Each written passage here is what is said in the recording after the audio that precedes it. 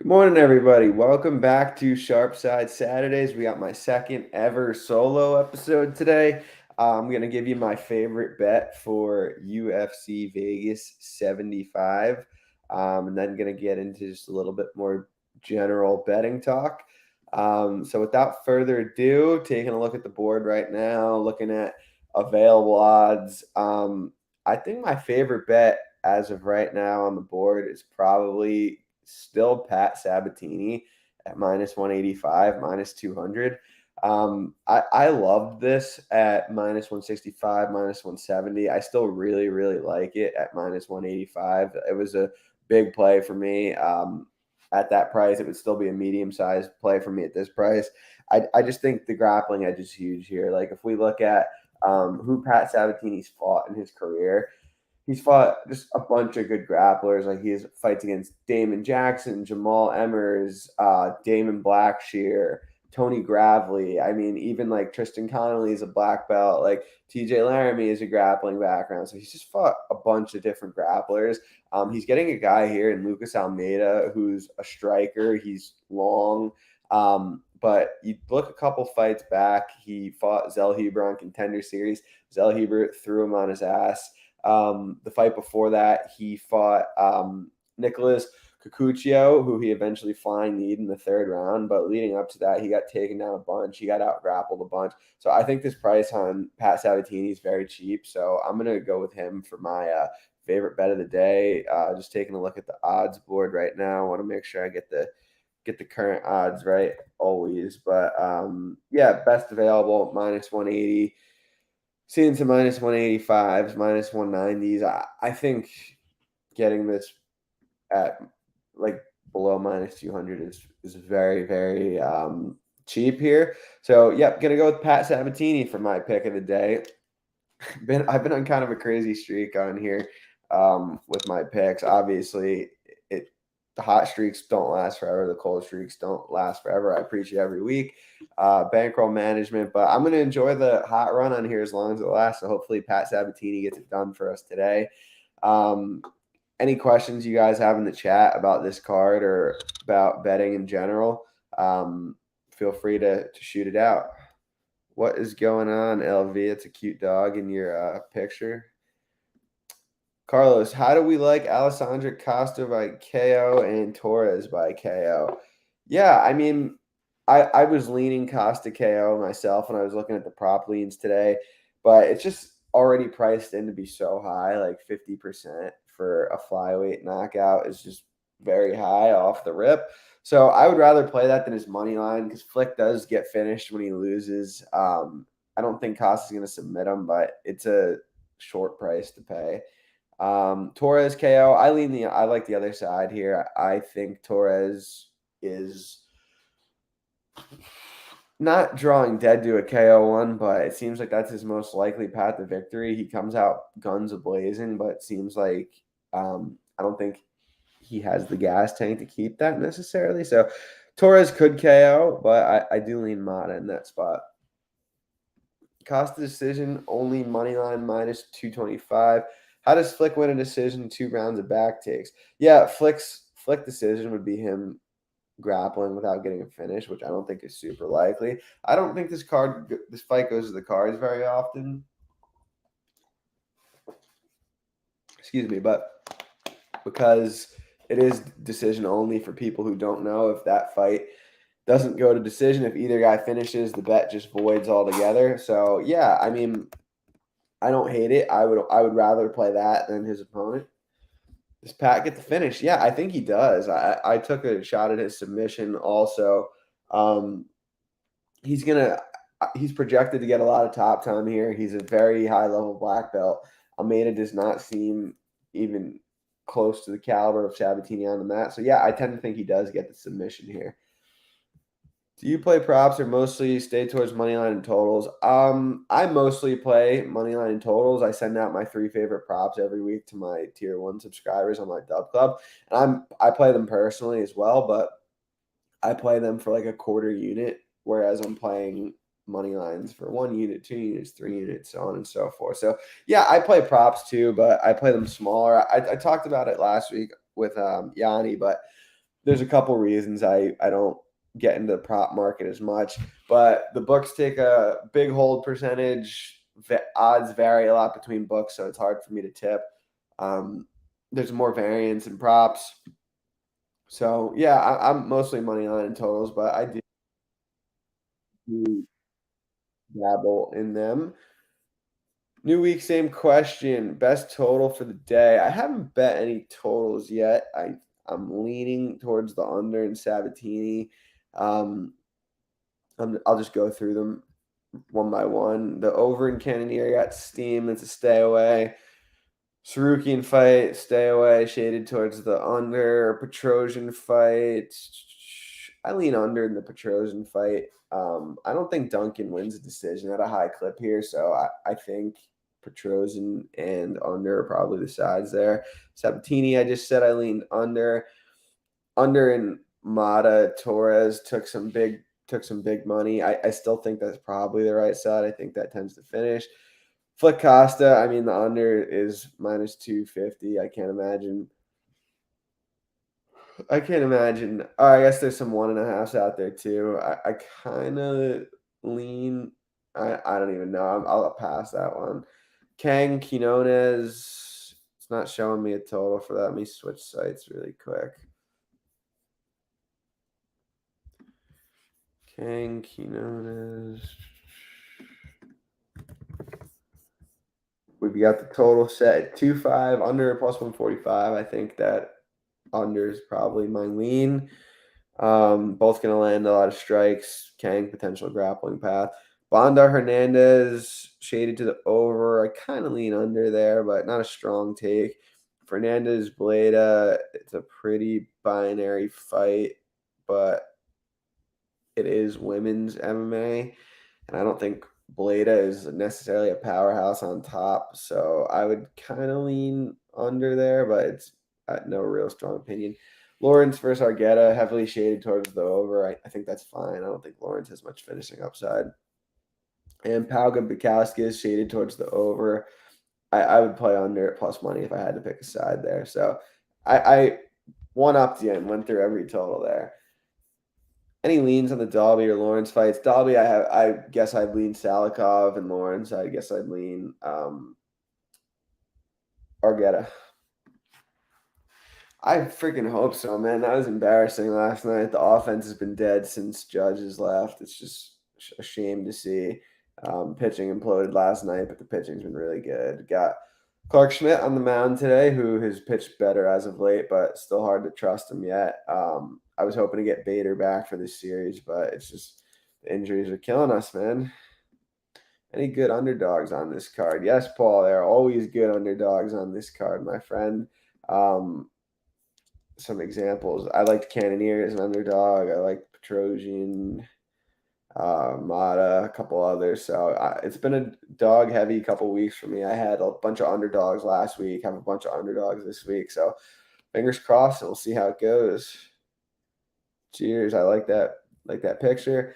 How much earlier do you bet before posting the Dub Club? I tail immediately, but it's already moved 10 to 15 cents. I bet the second before I tip it on Dub Club, and it's kind of just a race to that point to see who could get it first. But if you're getting only 10 or 15 cents worse than me, you're still getting a great line in comparison. So just keep doing what you're doing. Get access. Another thing, get access to as many odds as possible. That's what a whole. It's such a big part of this game is you always want to be able to pick at the best numbers. Like for example, we just talked about Sabatini. There's some minus 185s out there, but there's also some plus 210s out there. So that 30 cents makes a big difference over a long time. Yeah, I think that's solid as well. I mean, maybe Torres comes out and surprises us, but I think this fight finishes inside the distance. I don't really see Torres winning a decision either. I know it's next week, but early thoughts on Superior Emmett. I was hoping for a better line on Superior. I mean, if you guys have been following me for a while, I've literally bet him in every single fight. But yeah, I think he gets it done here in Jacksonville main event. Should put him in a good spot. But again, he is minus 300, so I'm not necessarily endorsing a bet on him or anything like that. He's supposed to win. That's all I got in terms of questions for now, but shoot me some more. There we go. Kind of random question. Any NFL futures you like to see? I know you had Hurts MVP, and it probably yeah, Hurts MVP hurt, no pun intended. But I took the over 8.5 in Falcons wins, and I think I took the over 9.5. I think it's 9.5 in Cowboys. So I took over in Cowboys and over in Falcons for win totals, but I'll probably have some more specific props as the season approaches 3, 4 months away. You guys got anything else? Just shoot it in the chat. Here to talk. Anything fight related, anything betting related, whatever you guys got, hit me with it. I'll hang around for another 5 minutes or so. Yeah, got some good feedback the last time I did a solo episode, so wanted to run it back. Maybe once a month, do a solo episode, and other than that, keep having one guest, maybe two guests. So it's been good. This is our 33rd time doing this. And yeah, it's been enjoyable. Hopefully you guys have found some value in it. What are some fights you're really looking forward to this summer? I like that question. Let's take a look. Next week there's a fun card. I like the Superior fight, obviously. There's yeah, there's a few fun fights on that card, but none that from a fan perspective I'm super into. But as we kind of get further down the line, um, Demir versus Grant Dawson's a good fight. Obviously, that stack card on July 8th, Volkanovski, Yair, Duplessis, Whitaker, Pantoja, Moreno. None of those fights are crazy to me, but I'm kind of excited for like Alex Pereira versus Jan Blachowicz, Dustin Poirier versus Justin Gaethje. Yeah, so I would say those fights for now. I'm curious what you guys are. One more time on the Dalby and Sell total plus money for under 2. I don't think I said I for some reason missed the Salikov one. Yeah, I guess I'd lean on there. It's not as strong take at all. I kind of like the Bengals plus 1,200 Super Bowl. I feel like they're closer to the Chiefs Eagles chances. Yeah, I don't disagree with that. It's just so hard when you're literally picking a team to win the friggin' Super Bowl. Sanhagen and Umar, it's a hard fight. I think I would lean Umar to win, but it's one of those situations where like probably the values on Sanhagen is a big underdog. Yep, July pay-per-view is always good. What starts at 12 p.m. Oh, next week's card. Yep. A lot of cappers play props. Why do you stick to money lines and totals? I'm not trying to sound condescending when I say this, but I bet bigger than most cappers, and most cappers aren't actually plus EV. And again, I'm not saying that as an insult. Please don't take it the wrong way. Um, yeah, that's why I'll just say this: it's what works for me and for my followers. And I do play props, by the way. I just you can't track it, you can't tip it in like a orderly fashion. So I just stay in my lane with that. I send out my 3 favorite props every week on my Dub Club. But yeah. Any tips for bettors who want to get into more sports but only do well in one to stay in your lane? No, I mean I did this myself, being someone who is plus EV in MMA only. I've branched out into betting every sport, and I think the best way to start is like not necessarily trying to find an edge originating something, but just being able to get access to good information, like following sharp people, picking off slow prices, kind of developing your ability to read the market. And I would say start off betting it a little bit smaller than you would bet whatever sport you do well in. That way you kind of get your feet under you. For example, I might bet 2,000 or 5,000 on an MMA fight, but I might bet 500 on a basketball game, or I might bet 500 on a baseball game, or 1,000 on a hockey game. So that's kind of how I go about it. My biggest bets are MMA, but I bet every sport, and I'm able to profit doing that. And so yeah, that's what I'd recommend.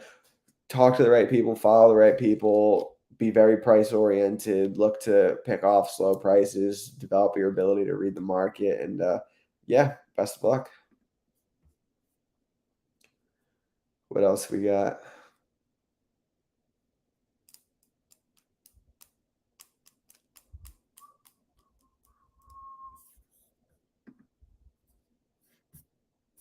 Bunch of fights last night. PFL, Bellator, LFA. It was a lot to follow. Lately, been grabbing wide live plays in MLB or games in extra innings. Yeah, I mean, I'm not gonna pretend like I think most people it's hard to get an edge betting live for ball sports because the algorithms are real good and the lines are a little bit wider, but whatever works for you, man.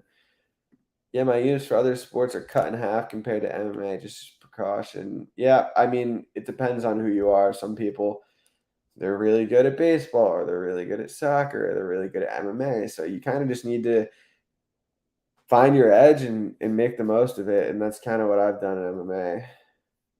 How would you do if you fought women's MMA? I don't even know how to answer that. Probably pretty well. But yeah, that's never gonna happen. Nor would I ever do that. They're talented athletes as well, just biologically different. So a fun question. Uh, Anything else? Let me know. Had Sergio Pettis KO plus 800 and spinning back kick at the end of the round hurt. Yeah, man, I thought about playing that also. I was on Pettis money line, as you guys probably know. I just thought Pitbull might be a little chinny going down to 135, but that was close. 10 more seconds, he might have finished the show. Where do you stand on open scoring? I don't like it. I don't think it fixes anything. I think it probably is more of a distraction during the fight. Yeah, I'm not a fan of open scoring. People be sitting there in the corner, like eager to hear if they won the round, the crowd reacting. Like I kind of like not knowing. Hopefully, no crazy scorecards today.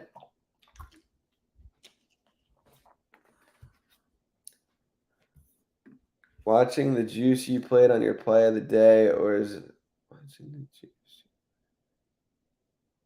I'm not sure I understand this question. Watching the juice you played on your play of the day, or is this a higher unit play? Um,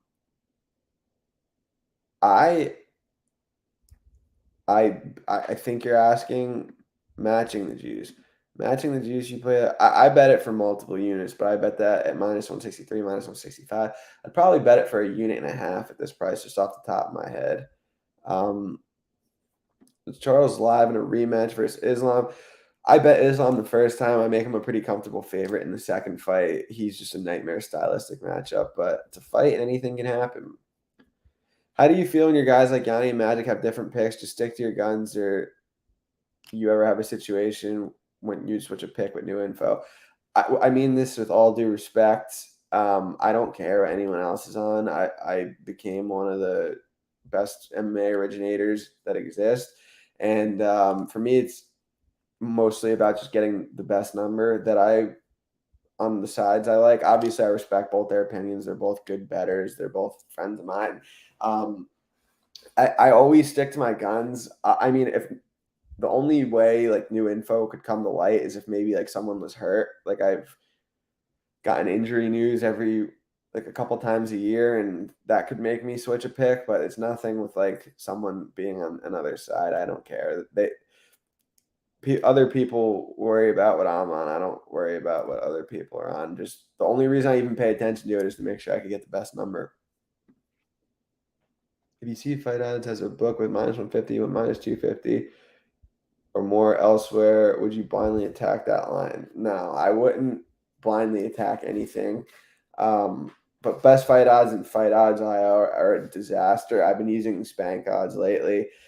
These odds are delayed. They don't pull from the sites correctly, so it's kind of a disaster. Best fight odds and fight odds. But um, what I would do is if a site really did have minus 150 and it was minus 250 everywhere else, is I would just pick at the minus 150 and hedge back later on, get plus money on the other side and create an earn. So if something's minus 150 on one site, minus 250 on another site, you just hit the minus 150 and hit the plus two whatever on the other side and just lock in some profit.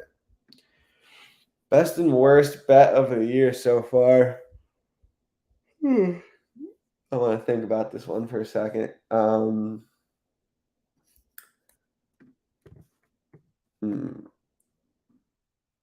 Let me take a quick scroll through my page.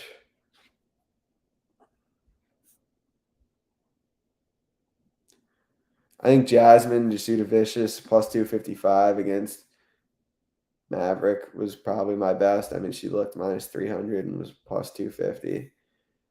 Worst bet, maybe it was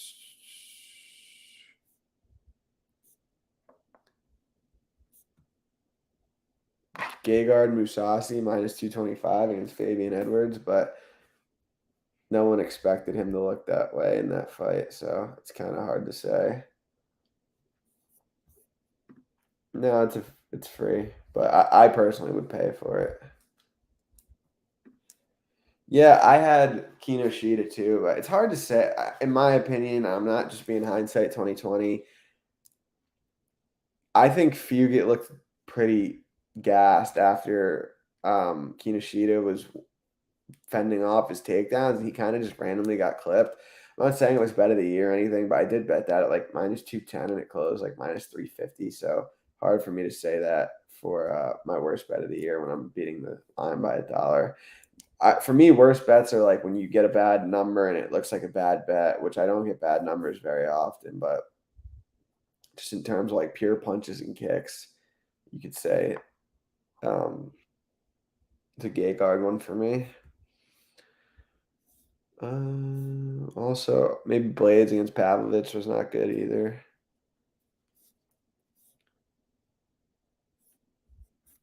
But yeah, it's been an interesting year so far. You you worried about checks and balances of books in the future? Portnoy yesterday tweeted about a rumor that DK is trying to acquire a points bet and feel like a monopoly in sports books could be awful. No, I'm not worried about that at all. There's always going to be competition, whether it be from offshores, domestics, paperhead books. There's going to be competition in anything because people are going to want customers, and someone might offer a better line, a different promo. So we're always going to get options. DK is awful, so that wouldn't be ideal. Yeah. Bad bet of the year. Anyone with Derek Minner? I think that was last year. Yeah, that was last year. That was 2022. If there's ever anyone you guys want to see as a guest on this show, feel free to leave it in the comments here. Tweet it at me.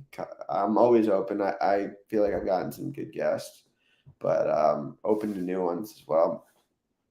Has to be someone who's legitimately sharp and has a public record and all that stuff. I was able to get some money down on Armin money line. Armin to get a takedown around one at minus 130, so hopefully he doesn't kill him in 30 seconds. I think that's solid. But if he kills him, you're going to be upset. Anyone makes money on horse racing? Is it impossible with perpetual odds? I'm sure I do know someone, but not off the top of my head.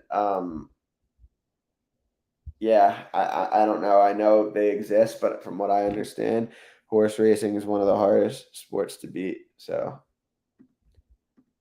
what about Dan? Oh, Dan, yeah, we had Dan on a month ago and it was fun. I typically don't have other MMA guys on, but wanted to make a special what's the word I'm looking for?